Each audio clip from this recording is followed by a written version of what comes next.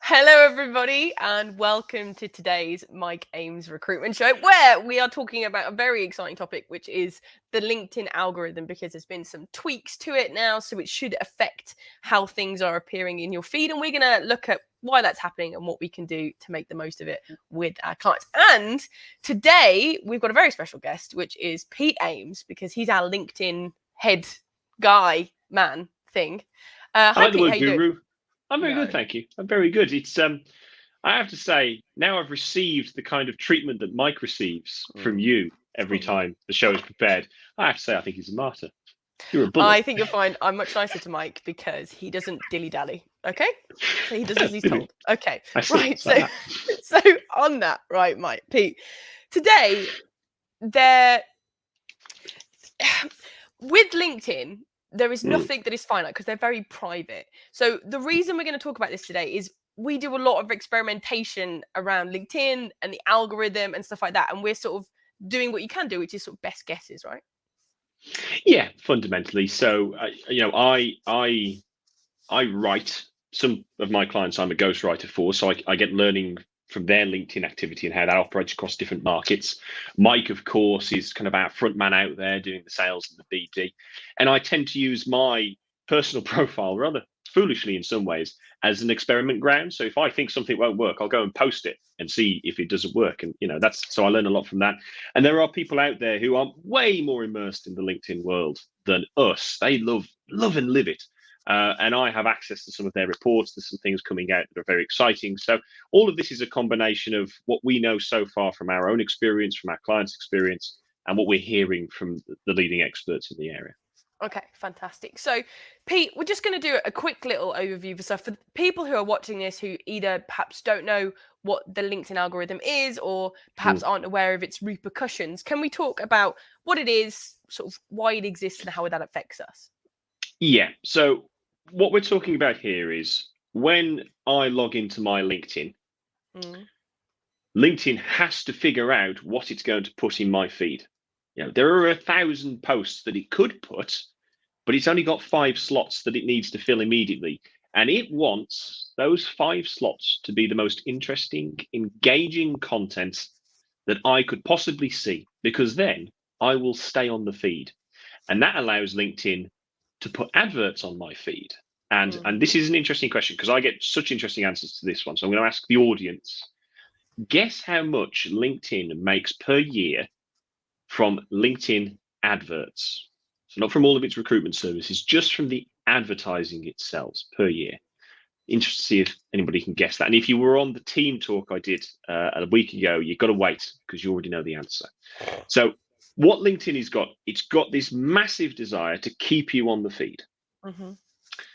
And therefore, it's going to try and gauge the best posts it can put in front of you to keep you there. And it's the algorithm that does that. Okay, so you mentioned the best posts. Now, that could be anybody could say what the best is. What sort of criteria does the algorithm use in order to decide what is best? And we'll kind of at the end of this, we've had some comments come in about what the number is. So, yeah. That's I love the variation I can see on those comments. Right, so it's going to look at the post, the nature of the post, separate from the person, and it's going to look at your relationship with that person that wrote the post originally. So let's go through these in order. So the most obvious ones are comments and likes. If a post has really engaged comments, like not one word, congrats, great news type stuff, proper engagement, sentences, paragraphs type posts, comments, it's going to say, oh, okay, whoever I've shown this to so far thought it was interesting. And it's got lots of likes as well, lots of reactions, some funnies, some loves, some supports. Clearly, this is something people think is good. I'll put it in front of more people. Okay. Then it's got another indicator, which is an interaction. If you've ever written a post that's longer than just a few sentences, most of us have now, you know that when it goes out, it only shows the first paragraph, maybe first 2 paragraphs. And then if you want to read more, you've got to click the see more button. And that for LinkedIn, this was sort of last year they introduced this change. That seemed to become of significant importance because it lets people know, yeah, okay, whatever's here has caught the attention of somebody. They want to read more on it. They're going to read more, they're going to stay on the feed. So those are the interaction things. And then there's another concept called dwell time. And dwell time is essentially how long is this post loaded up on someone's screen? Right. I.e., I think they're spending time reading it or watching it if it's a video post, or skimming through it if it's a document. Okay. Dwell time came in last year, and that's one of the things that's seen a significant change. So that's why all of a sudden everybody started writing longer posts. Yes, I did notice that.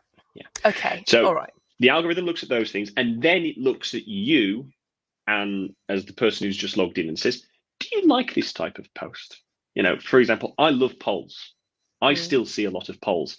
I know a lot of people don't like polls. Because they don't like polls and don't interact with them, LinkedIn shows them less polls. Okay. Some people love video, some people hate it. Some people like document posts, some people hate them. LinkedIn's not going to show posts it knows you don't tend to interact with based upon their pure type. And the final piece, it's a big algorithm. The final thing it will look at is it will say, let's say you wrote the post, Kirsty, and it's thinking about putting it in front of me. It will say, well, does Pete give a monkeys about Kirsty? When she comments, does he respond? Does he look at her profile? Does she look at his? Does she traditionally interact with his posts? If all of those things are just the right ticks, then I'm one of the 5 from the 1,000. Yours is one of the 5 from the 1,000 that's put on my feed. And that's how the algorithm looks at it. Okay, so there are a couple of things in there that we can play around with. I just want to do the answers from the question that you asked about how much it earns, how much LinkedIn earns on advertising. So we've got lower end ones of 5.6 million, 10 million, 20 million. We've got some middle grounds around the 200 million. And then we've got the higher end of 40 billion. Which I think might be a little bit high. Pete, what is the might be a little high. It is $4 billion. And they estimate that by 2026, so just 4 years away, 3.5 years away, it will be $7 billion. They are really pushing this. This is a real revenue stream for them, which is why they keep messing with the algorithm. They are desperately trying to make the LinkedIn social elements really attractive and really sticky. Okay. So on that, can we talk about what have been the biggest differences based on, what was best practice 6 months ago to what's changed now? Yeah. Okay. Well, the first thing I think that has changed is that LinkedIn is not blind. There are all of these LinkedIn experts, us included. We've done stuff on this. All of these LinkedIn experts out there saying, right, here's how to get a good post. Write it really long. Make sure that the kind of first sentence, then they've got to click see more to do this. Put lots of all of these little hacks. Put a comment below in the end of the sentence. LinkedIn is onto you. LinkedIn's onto all of us. Strange that it's on their platform. So they are putting things in place. I don't want to use the word punish, but they won't support posts which they view as trying to hack the algorithm. They want genuine good quality is what they want. They don't want someone who's hacked it, is what you're saying. Yeah. And this is, Mike and I have seen this, that especially when I'm writing other people's posts, asking for a comment at the end, strangely, really does seem to downgrade things. Asking a question, fine, but asking, please put a comment, really seems to have an impact. Some of the people I follow, the real deep in experts, they've gone really deep, and they're the ones who are kind of spotting that subtle things like using emojis. That seems to be on the back foot, and so does the white spacing. The old single sentence dot space space space space space dramatic reveal. I met a dog, and it turns out they were interviewing me. That old LinkedIn chestnut. The classic. So those things have really changed. The other thing that I think we've seen changes, you don't need to write posts that are quite as long as they used to be. So the dwell time. In fact, I would say, basically, dwell time doesn't seem to have the relevance it used to. And that's what we've got from Mike writing shorter posts. I've been starting to write shorter posts for my clients. I've been still writing a mix of shorter and longer on mine. And I can see the longer ones don't do as well as they used to. So you don't need to pad out a statement now, is kind of the key point. And the final thing I think that has really changed is that they are more interested in stories than what you might call micro blog posts. I've actually got an example. Explain the difference on that? Yeah, well, if you could you bring up the screens, Kirsty, because I've got a few of Mike's that I picked up. So I'm hoping you can all read this. If you're watching on a phone, it might be a little struggle to. Yeah, I can see the comments, and I shouldn't look. So if you look at these are all Mike just sharing a story. This happened to me, and here's my thoughts on it. Now, a lot of us are used to here's a story, and I'm going to crowbar in some kind of business lesson about why you should use a really good recruiter. Yeah. Mike's is just telling a story, much more subtle. Still got the Easter egg. There's usually something in there that's, of interest to somebody. He might mention that he's been working with a wealth management team. Yeah. Implying we work with those kinds of people. Might mention that he's all about recruiters, that kind of thing. But it's subtle. Mainly it's sharing a story. And LinkedIn really seems to be putting a lot more emphasis on the natural story-based things than here are 5 tips if you want to. That's what we seem to have observed so far in terms of what's changed. The other thing that I'm hearing is that they are putting more effort into company pages. Yes. Yes, I've heard this at the minute.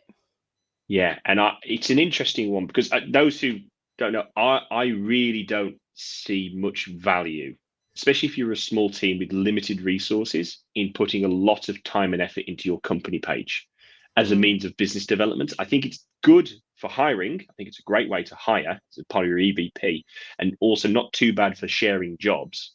But people don't form relationships with business pages. They form them with people. And LinkedIn seem to be doing subtle little things, little changes that they're releasing on a roll that indicate they want those company pages to be used more. But I think they're going to struggle to overcome that hill of people just don't want a relationship with Flair. They want a relationship with Mike, Kirsty, and Pete. Sometimes they have like best ideas, but it doesn't work in practice. And I do tend to feel like that's going to be one of them. Now, one thing I do know about, and a couple of people have spoken to me, is about reposting and resharing. That's slightly different now, isn't it? As the original poster, it's quite different. There are 2 really interesting features. These are features. So LinkedIn, as well as messing with the algorithm, they're constantly trying out little features, and like maybe 5% of everybody will have access to them, and then they roll them out slowly. LinkedIn Live was a great example. Originally it was very limited, and then over time they just gave it to everybody. The 2 things I've seen that I think reinforce that they are looking to make this a more social platform, more interactive, is number one, it used to be that if you shared someone else's post, you would create a new post, and then there would be a new stream of comments for your post. So it would almost fragment the conversation a little bit. What they now do is if you repost somebody else's post, any comment that somebody makes on that post, your post, if you shared mine, would go on my original post. It keeps the conversation going on the original post where it started rather than breaking it out. And that's really good. It's good for the people that you share posts for. Yes, the original poster. If someone's sharing your post, that's exciting for you. Yes. If you're sharing someone else's post, you're still not going to get great traction. Yeah. And LinkedIn really doesn't want you posting more than sort of once a day. Really. Yeah.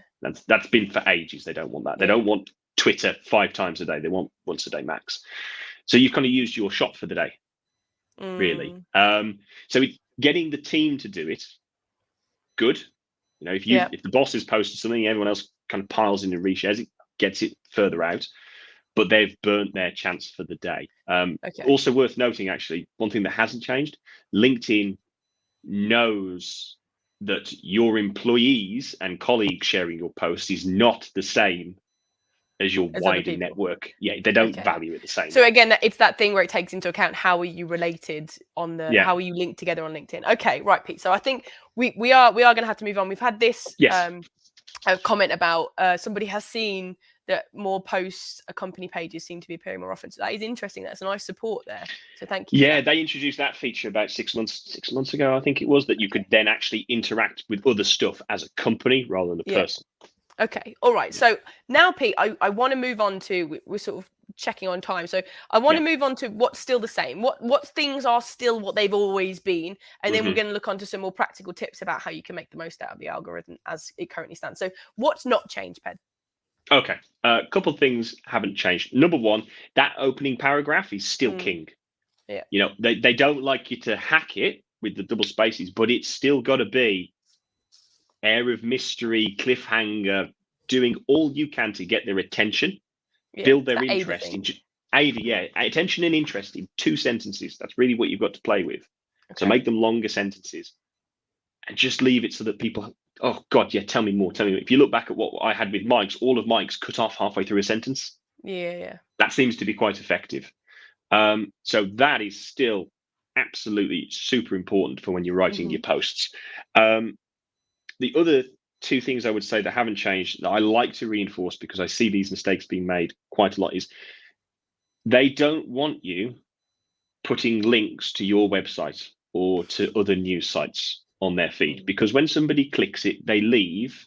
Can't advertise. They can't advertise. They can't make their 7 billion in 2026. So LinkedIn say they don't punish it. Right? They've said this for years. And it may be they don't. It may be people just genuinely aren't as interested in clicking a link, or they don't interact with the comments and the likes because they've left. Could be anything, really. You're sucking up LinkedIn right now. But yeah, a little bit. But LinkedIn still don't like links out. I heard a really interesting take on this from somebody whose name has now just completely gone from my head, who's really brilliant on this LinkedIn research stuff. And his take was, look, if you're going to link, don't try and be clever. Don't put it in the comments. If you want somebody to click your link, just put it in your post. You're going to get a lot less views. That's the sacrifice you're making. You're not going to get a lot of visibility. You're not going to be front of mind for a lot of people, but you'll get clicks. Yeah. So if you want people to go to your website, if you want them to download something, just do a link. Yeah. Right. Take the punt. If that's all you do, you're not going to get a lot of visibility. So I would say a ratio of 1 in 5 of your posts should be just a straight, go here and click this. Right. Something I want to give you. If you're trying to share news, insights about what's going on, write up your take on what the article says. Write up your take on what the blog's talking about. Get people interested. And then say, I'll pop the link in the comment if you want it. And then pop it in there. And then an exciting thing LinkedIn's doing is they're also starting to roll out the ability to pin comments to the top of the comment feed. Yes, I've seen that. Yeah, so that's going to make that easier. I would also say that they are being a little confusing and contrary because they've brought in another new feature, again being rolled out slowly, on your mobile. If you load a picture in to your mobile, you pick a picture type post, there's a little link button at the bottom now, and you press that and it will let you put a direct link on the picture. That's exciting. As a mini button. And that goes against everything that's happened from how the algorithm Maybe works. they decide to keep us on our toes. Maybe that's what that is. Maybe they decide to keep us on our toes. And then I know another thing that's still really hugely powerful on LinkedIn is interactions, isn't it? It is creating relationships via interactions. Are king. The way I always like to tell people to look at LinkedIn is it's just an online networking event. So the way you would behave at a networking event, if you walk into a room and just start declaring, I just ran over a dog and saved it. It turned out to be the person that was hiring me the next day. By the way, I also do this service. And that's all you do. You just go in, you just talk at people. That's the equivalent of just going on and posting, right? Nobody wants to talk to that person. What you do is you go into a networking event and you shake hands and you ask questions. You be interested in the people you're talking to. You follow up what they say with observations and thoughts. That's the equivalent of going and commenting on other people's posts. Okay. And that is what really drives success on LinkedIn. I did a quick bit of Noddy analysis on Mike's activity. Mike commented in the last week, as far as I can tell, on 116 posts. Well, he made 116 comments. Right, so there will be some where some are his, some are other posts, right? But he's commenting on an enormous amount, and he's liking pretty much the same level. And then he made 7 posts, right, in the last week and a half.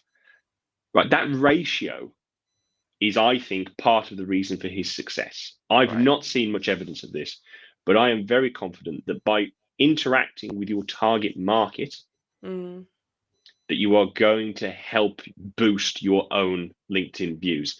And if you think about it, when I said at the very start, LinkedIn says, does Pete care about Kirsty's posts? Well, Kirsty keeps commenting on Pete's posts and Pete keeps laughing and responding. And so, it looks like they've got a relationship. Therefore, I'll put it. And then when Kirsty does see it, she thinks, "Oh, Pete always comments on my posts." So, Yeah.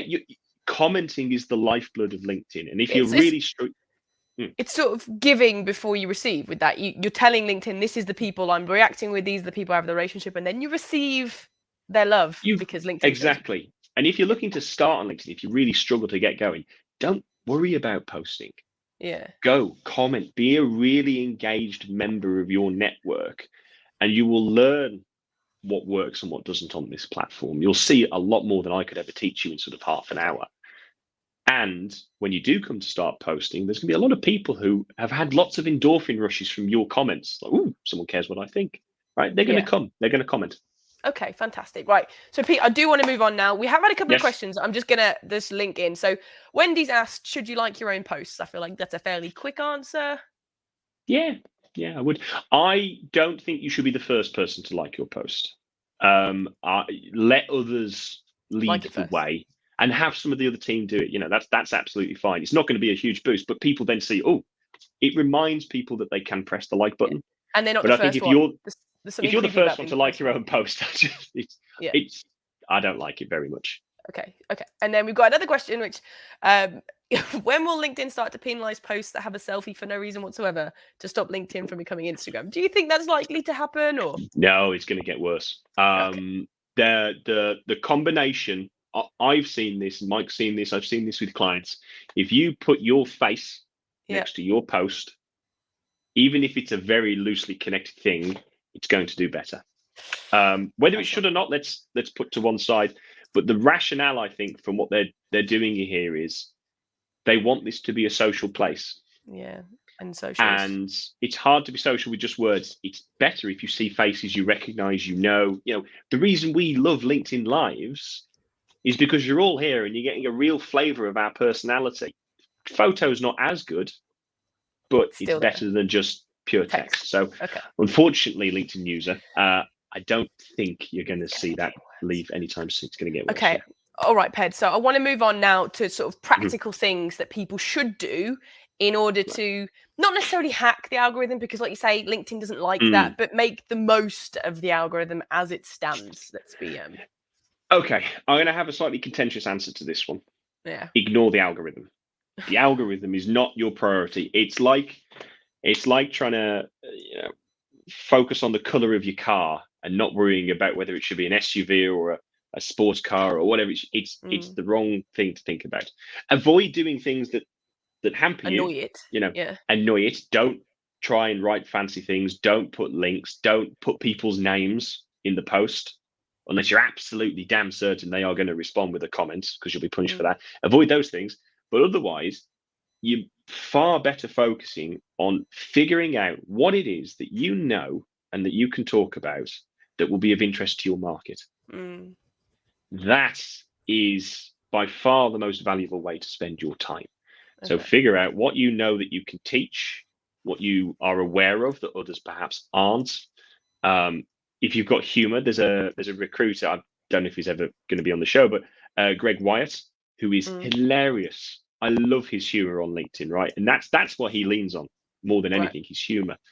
Find a way to engage with the audience that plays to your strengths, your knowledge, your breadth of network. You can one of my clients, almost all of what I write for him is basically stories, tempered so that he's not revealing anything, but stories about what's going on with his clients. Talk to this client, they were talking about this, they're interested in this. He's basically acting as a conduit from his clients to the wider market. Say, hey, you're worried about this. People just like you are worried about this. Oh, by the way, I work with people like you and they tell me important things. I make it better. Yeah. It's a subtle way of doing it. Yeah. It's a subtle way. Yeah. So really focus on, and this is something we just don't have time to go into detail on. And I think I can see questions flashing in already.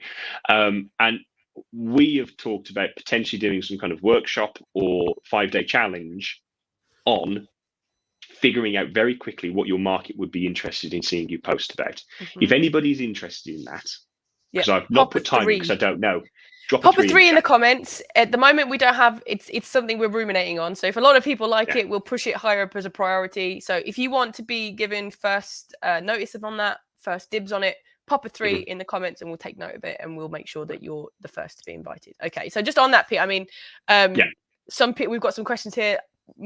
Judith noticed the more she interacts, the more, and that leads us on to another thing that I know you said before, which is that you should start commenting more. That's another thing that you should be doing, right? That's getting back into the algorithm, which is obviously the part of what this is here to be. The first tip I would say is go and comment more on your ideal targets, because LinkedIn, if you've got 1,000 people in your network, you are part of 1,000 pairs in LinkedIn's algorithm. LinkedIn, for every single person in your network, goes, I think the relationship strength here is a 10. I think it's a 50 here. I think it's basing a lot of that based on how much you interact with each other. So go comment, go be part of their work. You can't do that. A lot of people don't post, just kind of stuck. Those that do, really invest time. In fact, what I would recommend, this is kind of a tip, if you go onto the posts of people who you really want to make sure you interact with all of their posts, and you click the little bell next to their name at the top of their profile, that will notify you every single time they post. I wouldn't do it more than 20, 30 people, otherwise your notifications become a nightmare. It means you'd never miss an opportunity. Okay, fantastic. We do have, just while we're on commenting, somebody said, and posting, someone said, how many hashtags and tags per post would you say? Someone else has asked, has there been a change? Yeah, so is there a change to policy? I think it has, but I'm leaning heavily on someone else's research on this one. Like, it does seem to have changed a little bit. Originally it was as many as you can think, and then it swung back to 3, I think was the best of that. And now apparently what I'm hearing is it might have swung back. What I would say is, again, hashtags, don't try and game the algorithm, first of all. They do help, but a lot of hashtags don't have a lot of follow, if that makes sense. So I wouldn't try and get clever. One thing I would suggest everybody does is have a personal hashtag. Okay. So if you look at my hashtags, it's the Tao of Pete. It's on the Tao of Motorcycle Moments, because I'm me. It means that if somebody sees your stuff and they're like, oh, what else does he post? They can click on it. And so if you've got multi areas that you serve, if you've got candidates and you've got clients, and you've got, you can say Pete's views on leaderships, Pete's views on careers, and then people can zone in on just the hashtags that they have for you. So hashtags really would recommend. Okay, fantastic. Somebody has put in here, if you're creator mode, use the 5 hashtags that you link on your profile for more reach. Apparently that's a tip from Wendy. There's lots of these little tips really, but like I said, you don't focus on playing the algorithm, focus on creating really interesting content and interacting with your market. Okay, and then the final thing is sort of related to that, is you need to practice that first sentence or 2 and make sure that people are getting that AIDA attention and interest on that first bit, right? Practice makes perfect, So once you've got the ideas, just rewrite. That's the way I tend to do it. I do this with blog posts, email headers, all sorts of stuff. Write it again. Write it again, and you will get better. The first one literally can be utter tosh. Write it, and then eventually you'll realize, actually that would get my attention. You'll see the difference. Okay. So I would say try and write your opener 5 times, then pick the best one and go with that. Okay, I like that. So Pete, I think we're nearly coming to the end. So in a second, I'm going to be coming to you and asking what is the one thing that people should do regarding getting, more interaction and more relationship development on LinkedIn. But before then, I just want to talk about, oh, no, not that one. Sorry, wrong one. This is what happens when Mike's not here. I'm all fluster. So next week, we're going to be talking about how to get your emails read and how to protect what is called your online reputation. So to make sure that you're not going to end up in junk folders, or that people are going to read your emails. Isn't that right, Ped? Yes, it's going to be very exciting, because I think email died away a little bit with social media coming so big, but it's kind of back. It's going to be an exciting time. Newsletters, push emails, they all have a place to play, but it's going to depend upon how well the rest of the internet views you and your reputation. So that's what we're going to be talking about. Fantastic. So Pete, we've got another couple of questions here that I just thought I'd answer. I'm happy to stick around and answer them. Yeah. Somebody said, does it not favor capital letters, etc.? I I don't know the answer to that one. I will tell you an extrapolation. Based on the way they seem to be behaving around things like emojis and hacks about spacing, I wouldn't go nuts with this. There is a place for emojis. There is a place for capitalization if it makes it easier to scan your post. So using like new role as the header for a little subsection and then location and then that kind of stuff, you'll probably be fine. What I would say is if you're predominantly posting jobs, you're never really going to get a lot of views because most people will see a job post, go, I'm not looking for a job, and ignore it, scroll straight past. LinkedIn will infer it's not very interesting. I would encourage everybody these days to make your company page the hub of your jobs, and you really push to get your candidates to connect and follow your company page and say, look, jobs are here, jobs are all here, come here for jobs. And then occasionally you share on other company posts on your personal profile when it's a hard to fill role or you want to make sure it gets access to people. Okay. All right, fantastic. And then sort of on the flip side of that, if you're looking for a new role, is there anything that you would suggest putting into your bio to be found? So this is not quite the same as posting, but it's about kind of hacking the algorithm, I suppose, with what your bio is. Would you have anything for that? This is just good, smart, common sense. Most recruiters search based on competencies. Now, in some places like IT, this is very easy to do. They'll search for keywords like Ruby, C++, 5 years, that kind of thing. So if you want that in your summary. Your summary does play a part in how you come up in searches, not as much as it used to, but it does play a part. It's when you've got the more difficult to define things. For example, you've got the ability to create new entire work streams by penetrating a new industry. Like who people will search for that is tricky to know. What I would say is speak to a recruiter in the marketplace. Most of them are actually pretty good. They will give you the time of day and just plain ask. What are the key things you search for in terms of leadership, especially in the upper levels, which, looking at Andy, looks like a smart, well-attired gentleman. I believe he may be a leader. You're going to look for what keywords do they tend to search for? Just ask them and they will tell you. Okay. All right. So thank you very much for that. Right, Pete, we've come to my favorite bit now of the whole show, which is the really practical element. Somebody's been watching this. They've got all this detail about the algorithm and stuff like that. What is your top tip for somebody who's been watching today? Ignore the algorithm. Ignore the algorithm, right? Focus on gathering stories from your clients and your team. And what I would suggest you do is you go to your clients, your existing clients, and when you're having a chat, you say, do you mind, can I ask you just 3 questions? 3 questions. 1, what's the most useful thing I ever told you? 2, what are you excited about next 12 months? What, looking ahead, what are you excited about? Blah, blah, blah. 3, what are you worried about in the next 12 months? What eats away at the back of your mind, right? And then be interested in their answers. Ask the question and shut up and listen. And they will tell you, not individually, but as a set, when you do it 3, 4, 5, you will get back a huge amount of things you can share. Because if they found it useful, question 1, everyone else will. 2, if they're interested in it and you know something about it, write about it. If you don't, research it.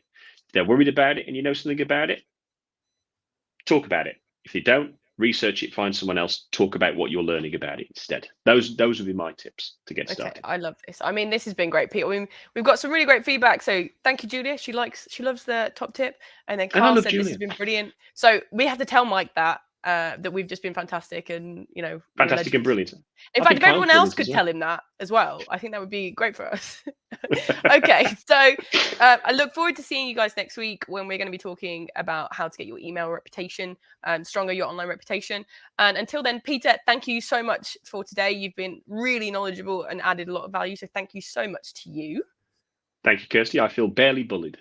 Oh, good. And thank you so much to everybody who's been watching today, because it really makes a difference for us when we get a lot of interaction. We really enjoy it. So thank you, everybody. And we'll see you next week.